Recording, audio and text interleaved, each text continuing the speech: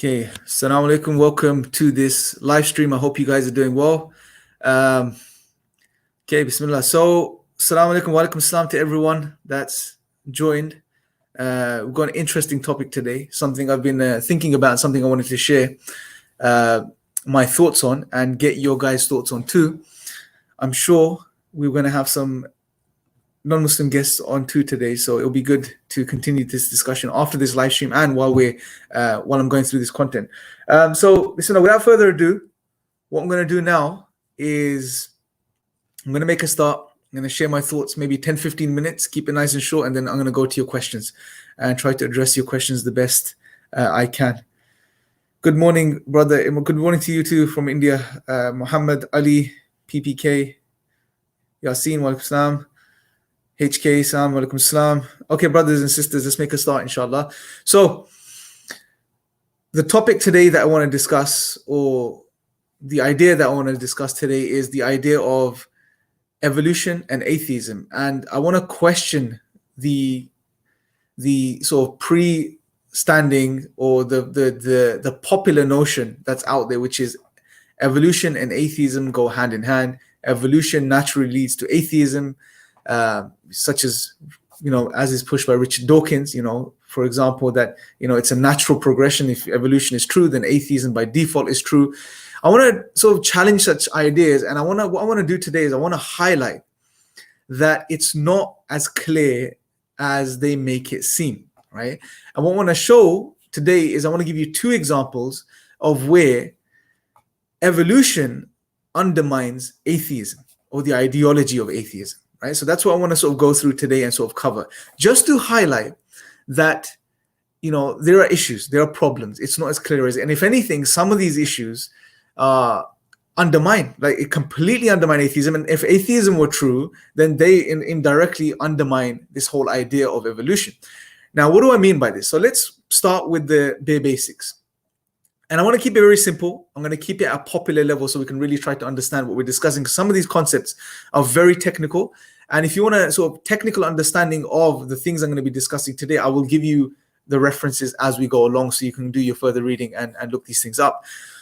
So when we talk about evolution, when we talk about, the fact that we have evolved as human beings, and if we took that sort of, if you like, naturalistic outlook on it from the Darwinian perspective, in a nutshell, in a very simple way, we are here to survive, right? We are here to propagate our DNA, to pass on our genes.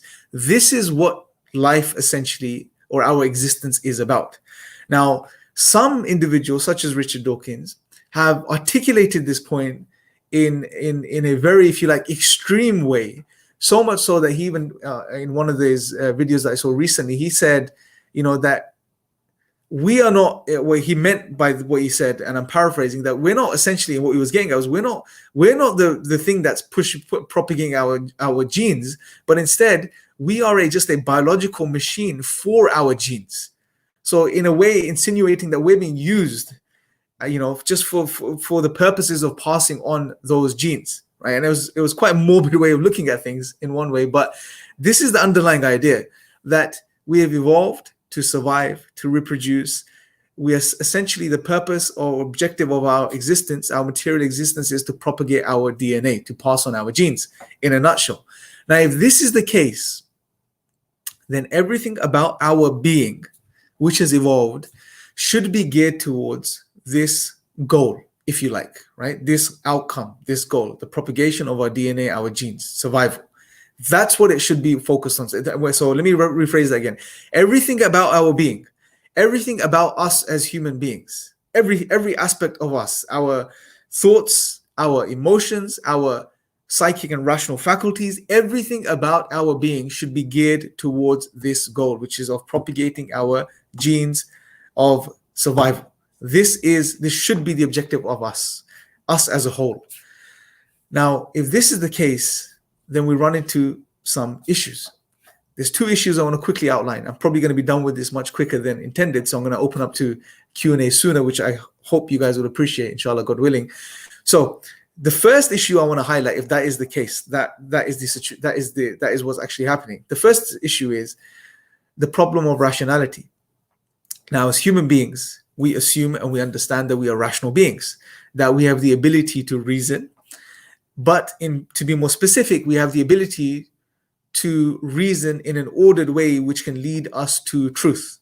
So we have truth-bearing rational faculties, okay? We accept this, we acknowledge this, we assume this, yeah, and we need to assume this for us to engage on any level, in any discussion, to engage in any form of academia or any type of debate or discussion with anyone, right? We have to assume we're rational, and we're rational in a way where we have truth-bearing rational faculties that can lead us to truth. And it doesn't mean we always get to the truth immediately, but we have the ability and potential to arrive at the truth through utilizing these faculties which are ordered in a particular way.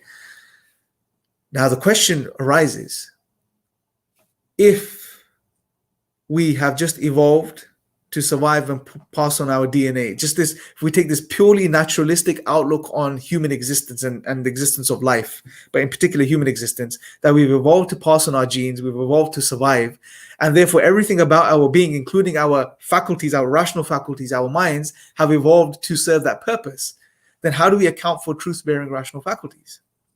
Well, now someone may say at this point, well, you need truth-bearing rational faculties to survive, but do you? That's the question. And I would argue that you don't, because as you know, well, first point we need to understand is that survival is not contingent upon truth. Evolution is concerned with survival value, not truth value. True beliefs can result in survival, but false beliefs too can adequately result in survival, right? An example of this, there's a brilliant book that you guys can follow up on. It's called Beyond Evolution by, I think the professor's name is Anthony O'Hare. I think it's by Oxford Press. He makes this point too, is that sometimes false beliefs can adequately result in survival. You don't need truth-bearing rational faculties. And if that's the case, if true beliefs as well as false beliefs can both adequately result in survival in different conditions and environments and situations, then there's no need for truth-bearing rational faculties to develop, right? There's no need for this. This is the problem. You know, Hamza in his book, The Divine Reality, also has a chapter on rationality where he sort of touches upon these points. I believe he's working on something right now which actually deals with this on a very deep academic level, which I would definitely recommend and I'll share as soon as he publishes this. I'm merely just touching upon this on a superficial level. And my objective here is not to give you the ins and outs, the details, is to give you enough so that rationally you can understand the issues and intuitively you can understand the issues here, right? So that's a big problem now. And if that's the case, and as Hamza says, that if that's the case, then we have to remain skeptical about our cognitive faculties, our rational faculties. Therefore, we have to be skeptical about our conclusions. And if we have to be skeptical about our conclusions, well, then we have to be skeptical about our atheism, those that adopt atheism and claim it to be true. So in a way, if you want to really sort of put it in a very simple way, well, if evolution, in particular Darwinian naturalistic, or the naturalistic outlook on evolution, the Darwinian evolution is true, then, well, atheism is not necessarily true. You have to be skeptical about your atheism. You have to be skeptical, therefore, about all of your thoughts and all of your beliefs, or lack thereof, right? You can't be sure of anything. You can't be certain of anything. So that's a huge problem now. But obviously, just like to pause there for a second and get us to appreciate something. Well, the reality is, and something we can intuitively recognize and rationally conclude, and we would agree with, is that we are rational. We do have truth-bearing rational faculties. And if that's the case, well, then something isn't adding up. Something else needs to be looked into. These accounts of evolution that we're receiving may not necessarily be fully true, at the very least. So there is a huge problem there. Also, you can look at it from another perspective on atheism alone. If we just separate this discussion from looking at it from the perspective of evolution for a second, just purely on atheism and naturalism, the idea that everything is a result of just blind, random physical processes, everything has just emerged through just accidental processes, and just atoms and molecules over time have being colliding and bumping into each other and forming into more complex forms, etc., which have resulted in us as human beings, because according to them, we're nothing more than just a complex structure of atoms and molecules, essentially, including our brains and therefore our thoughts too. If that is the case, then how do you go from cold, random physical happenings to an ordered, rational mind? It just doesn't really make any sense. We have no reason to believe that that's happened. So there's another, you can look at this issue from a few different dimensions, a few different perspectives. So that's the first problem, is that if evolution, or the account of evolution that we receive, especially that naturalistic type of account, was true, well then, for one, atheism, you can't be sure of your atheism. Atheism is not true then, or it doesn't have to be true. It just we have to remain skeptical. We have to become skeptical. But we wouldn't, as human beings, we know that we are rational. We just recognize this, and we have to assume this, because without this, we can't move forward. And some may argue, well, you have to assume it as just as a foundational belief.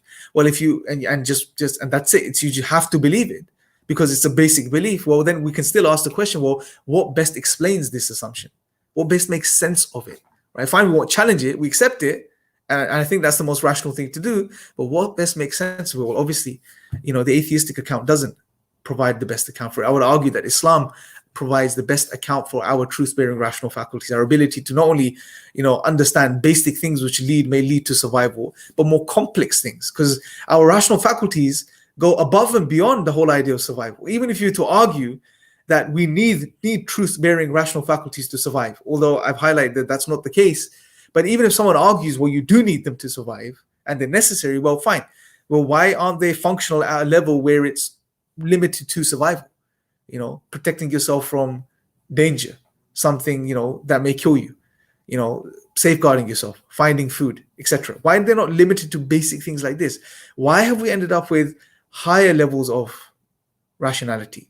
The ability to understand the world, the ability to understand the universe, the ability to comprehend, understand mathematics, calculate things, the ability to study the universe and to understand the laws of the universe and to understand its intricacies, and to be fixated with such things which have nothing really to do with our immediate survival. It doesn't really add up. Something really isn't adding up. A really good example I like to sort of present is, think about it. Some people sacrifice their entire lives for a goal, an objective, which, in the pursuit of which there is danger, in the pursuit of which they can easily lose their lives. And that is counter survival, right? So why would a being that supposedly has emerged to just survive and pass on its genes engage in things, be fixated on things which are counter to survival?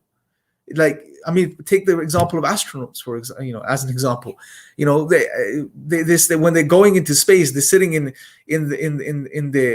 these spacecrafts, in the shuttle, whatever it is, and they're sitting on top of thousands of gallons of fuel, and they don't know if they're going to get into space safely and if they're going to return safely, right? There's no guarantee with these things. There are loads of risks with these things. Yet, in the pursuit of finding the truth, in the pursuit of discovering the deeper realities of existence in the universe, people put themselves at that risk.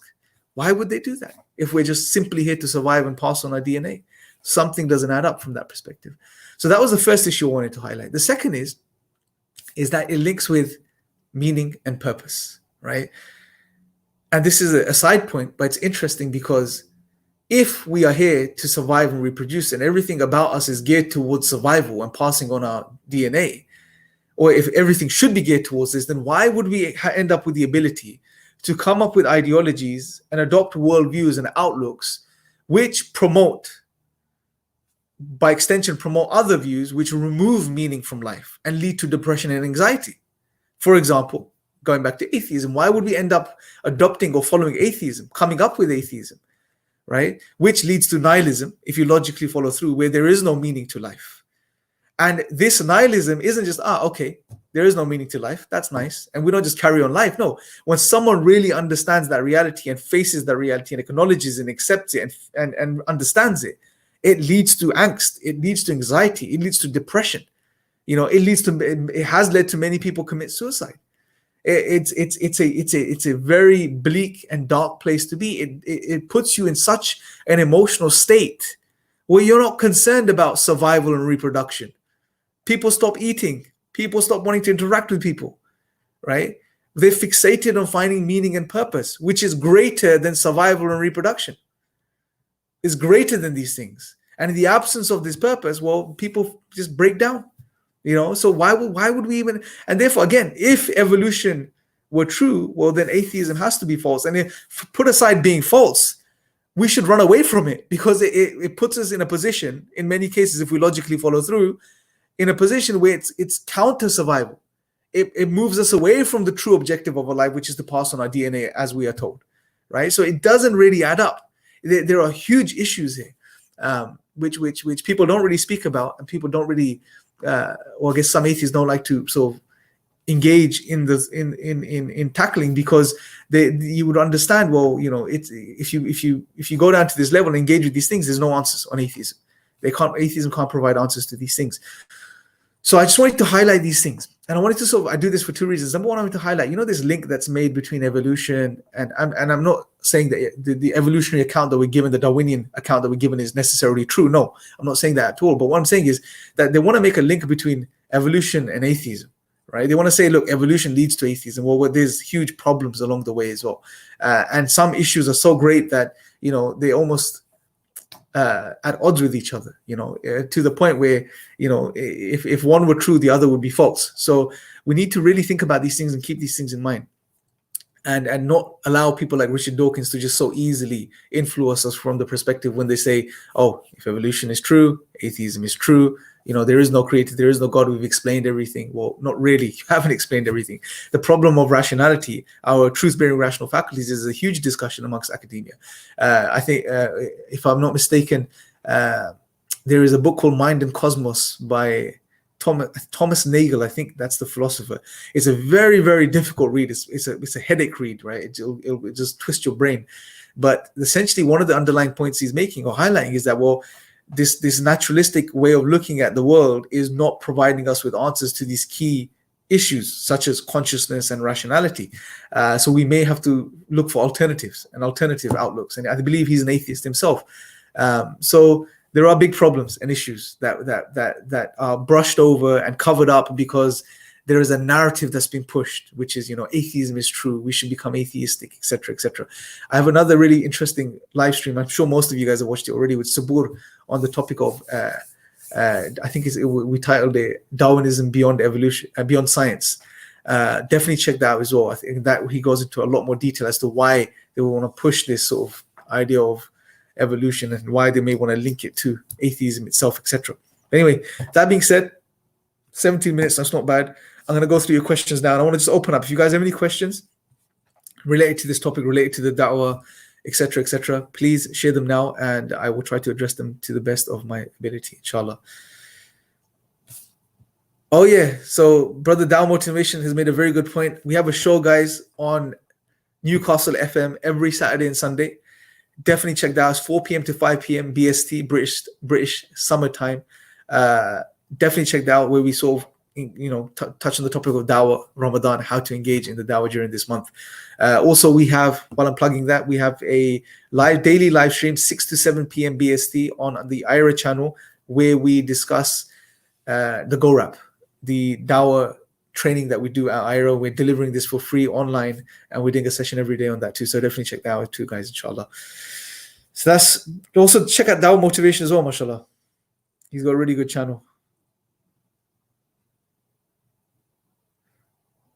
So Brother Rafiq saying, what's the book again? So there's a few books that are on this topic. The first I would obviously say is Divine Reality. Hamza has a chapter in the Divine Reality on rationality, the sort of problem of rationality on atheism, how you can't really make sense of our rational faculties. Very, very good chapter. Definitely check that out. Then you have a book by the ones that I've gone through, or at least referenced, Anthony O'Hare's book. It's called Beyond Evolution. Anthony O'Hare, Beyond Evolution, and that touches upon, there's a chapter in that book which touches upon the idea of true beliefs as well as false beliefs, both adequately resulting in survival in different situations, and therefore highlighting that there is no real, therefore, explanation as to why we've ended up with the ability or ended up with truth-bearing rational faculties. It doesn't provide an account. So that's another book you can check out. Thomas Nagel's book, Mind and Cosmos, is another one, but it is a very, very difficult read. To be honest, I think I struggled with, it's just a very difficult read. So you may not want to read that, but it's there if you guys want to reference it. And also Hamza's probably, I think he's writing something. Hamza is definitely writing something on this topic on a very academic level, and I think it's going to be something phenomenal. So definitely check that when it comes out, inshallah. How can you buy Brother Hamza's book? Brother Hamza's book is available on Amazon as far as I'm aware, so you can purchase it from Amazon, inshallah. And some Muslim Islamic bookstores actually sell it too. If they don't, you can maybe go to your bookstore and just ask them to get it in for you.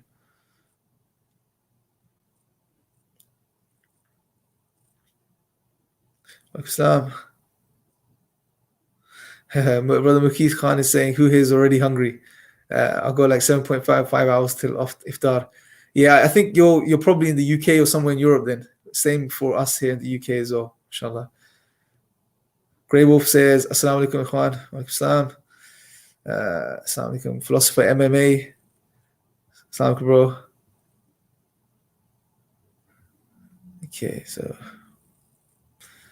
By the way, what I'm going to be doing, because we've mentioned Anthony Flew quite a lot, this book, There Is a God.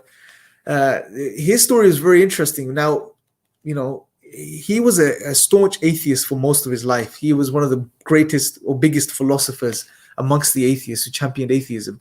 And near the end of his life, he changed his view. He acknowledged that there is a creator, a cause.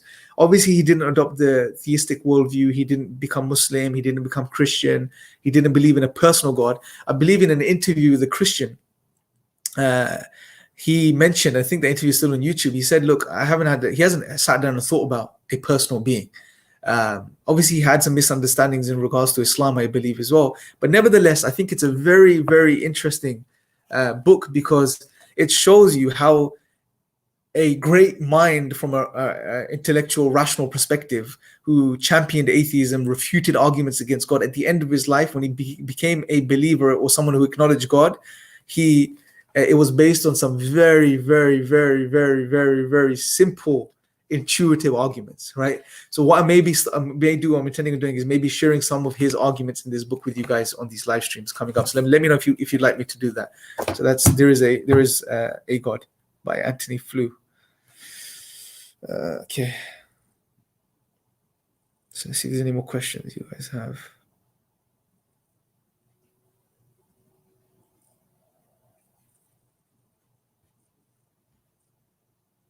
So any other questions, guys, let me know, and I will address them for you guys here. If not, then we can wrap up for today. Keep it nice and short. So guys, make sure, before I wrap up, make sure, if you haven't already, make sure to share these videos, guys. Make sure to get this out to as many, even on your social media pages, share them so they can get out to more non-Muslims. We can get the message of Islam out to non-Muslims, at the very least. I know I don't do enough videos on Islam itself in particular, but at the very least we can highlight, why any other way of looking at reality of the world, is going to lead you into issues and problems, and it's not going to make sense of your nature as a human being.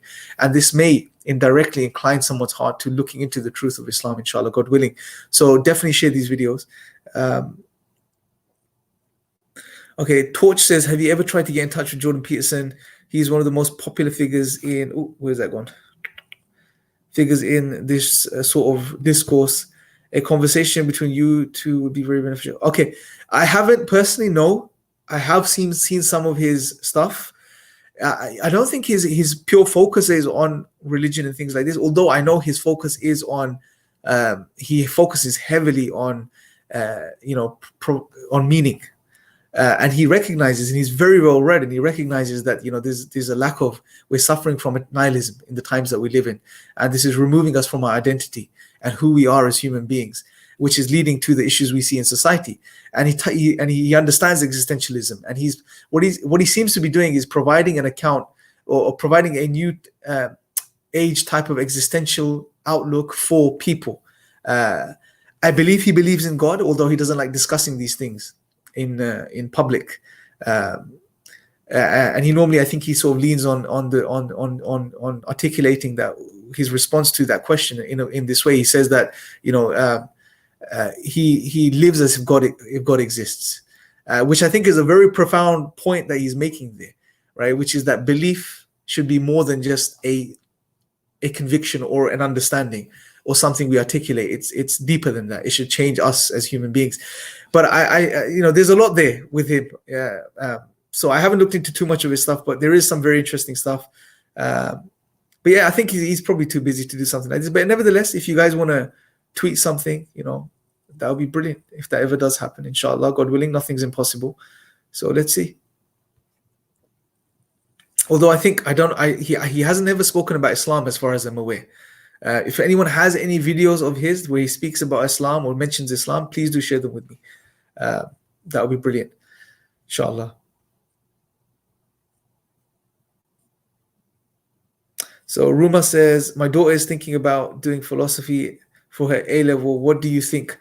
Okay, Sister Ruma, what I would say is it's on a case-to-case basis. I don't know what your daughter's Islamic background is. What I would recommend is that she first, or if she hasn't already, is to be very well grounded in the Islamic tradition and the foundations of theology and our understanding of who God is, what Islam is, what the basic concepts of Islam are, how we understand reason, how reason is in relation with revelation, and how we understand these two realities. It's very important for her to understand these basic concepts. If they're not in place, then philosophy can be misleading and can be very dangerous, because it sets foundations in place for the way people think, and the foundations it sets are not necessarily all correct, or the correct way of looking at things and analyzing all of reality and all of the world that we live in. So it could be very, very dangerous. I would recommend anyone that doesn't have a good basis in their own tradition and Islam to not delve into philosophy or study it academically. That's my thing. Like me personally, I haven't academically officially studied philosophy, and I'm actually quite grateful for that. Although I wanted to at points, it just didn't happen because it allowed me to sort of see it from a different perspective. So go around it and see it from the outside as opposed to seeing it from the inside. So if she's interested in the subject, she can self-study as well if she wants to. If she has a good grounding in the deen, in the basic Islamic sciences of theology, etc., of Aqidah, then I don't see a problem, inshallah. It's a case to case. You know her best, you'll know what's best for her. So hopefully those points will really help you make that, or help you guys make that decision, inshallah. So Riyadh says Jordan Peterson is a semi-Christian. He is more focused on psychology, but dabbles in philosophy and religion. Okay, interesting. Yeah, because I did a few videos where he had a chat with an atheist lady on, I think, a Christian radio station or podcast show. And what was very interesting was, the way he pinned her on meaning and purpose. And he knows his stuff in regards to this, and he knows and he understands the issues, the underlying issues of New Age atheism. And it's good that he's pointing these out, because you need someone on that popular level to point stuff like this out. But I don't know, he's very, if you like, secretive about his views on Christianity and God. And I believe that maybe for a certain reason, because it's easy for people to, pinpoint people, and then especially when you associate them with a particular religion, then people naturally want to not associate or listen to them. So I think there may be reasons as to why he doesn't want to directly associate himself, but you never know. May Allah guide him, may God guide him and all of us, inshallah. Catch 22 says, here's an interesting point related to the topic: evolution does not disprove creationism. If they make the claim that it does, they should provide evidence for it. Yes, yeah, absolutely. I wouldn't refer to what our objective, our perspective as creationism, because creationism as a label has some very negative connotations attached to it. See, what people do, and it's very interesting from a psychological perspective, is whenever you want to undermine something on a social level, what you do is you associate a label to that movement, and you inject negativity into that label and make it a something that's ridiculed. So as soon as the label is associated with something that's ridiculed or seen as something just pathetic and negative, then whatever is associated with that label becomes pathetic and negative by default. It's a very interesting strategy. We see this with creationism. We see this with certain other outlooks and religious outlooks. It's very easy to undermine an entire corpus of information and way of looking at things and reality just by associating a negative label with it. Right? It's very easy. It's same with Islam, right? Some negative labels are associated with Islam, and then the whole picture of Islam becomes negative, right? And it's unfortunate that this happens. So, but anyway, you're going back to the point. You're absolutely right there. Evolution per se doesn't directly negate the existence of God in any way, shape, or form. It just doesn't. It's not an argument against God, right? Yeah, it may shift someone's perspective in regards to how they think of, or what their views are in regards to the role of God in relation to creation and the world. Yeah, it may shift those views, but it doesn't mean God doesn't exist.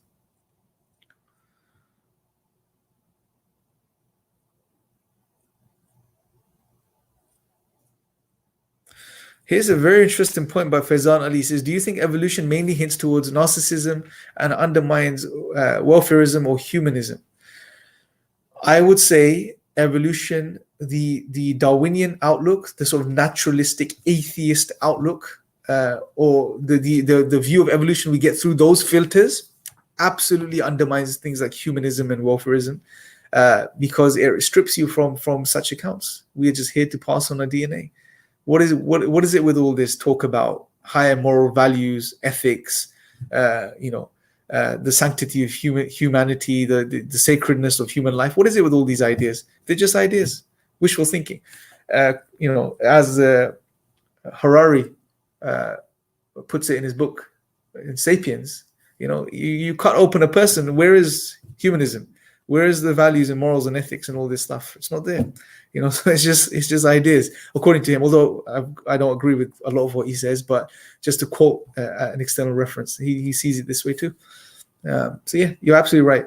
In regards to narcissism, I don't know. I don't know if it hints towards narcissism. Maybe it does.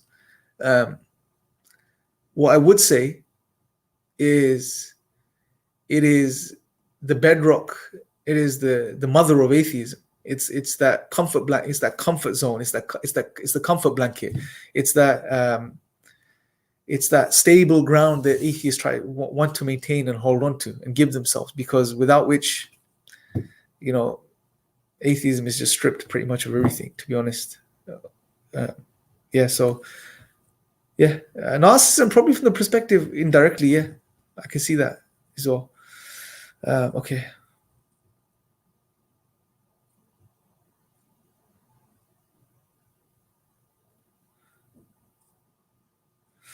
Okay, Islam bro, Hassan says, Islam bro, I have read all the arguments for God's existence. They all make sense to me, and I can even convince someone else of them, but I'm struggling with my inner yaqeen, the sweetness of Iman. Any tips? Okay, I'm going to end on this question. I think this is a brilliant question. And this emphasizes, and thank you, brother, for sharing this, because you're going to benefit everyone else with this too. I think this really emphasizes the point. And I've experienced this myself too, at a point. Several points over the past several years, that the truth of Islam is not contingent upon rationality. You can be convinced of rational arguments. You may understand them, acknowledge them, be able to share them, but it does not in any way, shape, or form guarantee that truth has entered your heart and makes sense to your heart, and you recognize it, you see it, right? It just becomes this articulation in abstraction that's just floating in your mind. Okay, here is an argument for God. It makes sense. Brilliant. But that's all. It's just floating free in your mind, and it doesn't enter your heart. And that is a huge problem. And that's a huge insight for us too. And for the atheists who just want rational proofs for God's existence. And it's again, in many times when you give a rational proof to an atheist, you make an argument, they can't refute it, they still don't believe, they still don't accept. So there's a lot more going on here. And this is what it boils down to, is that arguments and rational arguments are there as a means. They're not an ends. They are a means to trigger the truth within. You may be someone who's at the point, like I was, you have all the rational arguments, and you know the truth of them, and they logically make sense, but it's not working for you. So maybe it's time to put them aside and really address the underlying issue. Why are we not experiencing that truth that the heart experiences, that sweetness that the heart experiences, that yaqeen, that certainty that the heart receives from God?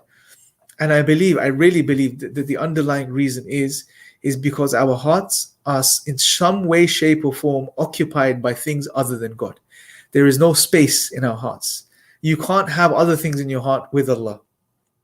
And I really believe it's because we're keeping ourselves in a protected comfort zone where we're trying to do just enough so we think we're safe, but at the same time we do less enough so we can carry on doing the things we want to do, which are not in line with what God has told us to do, what Allah has told us to do.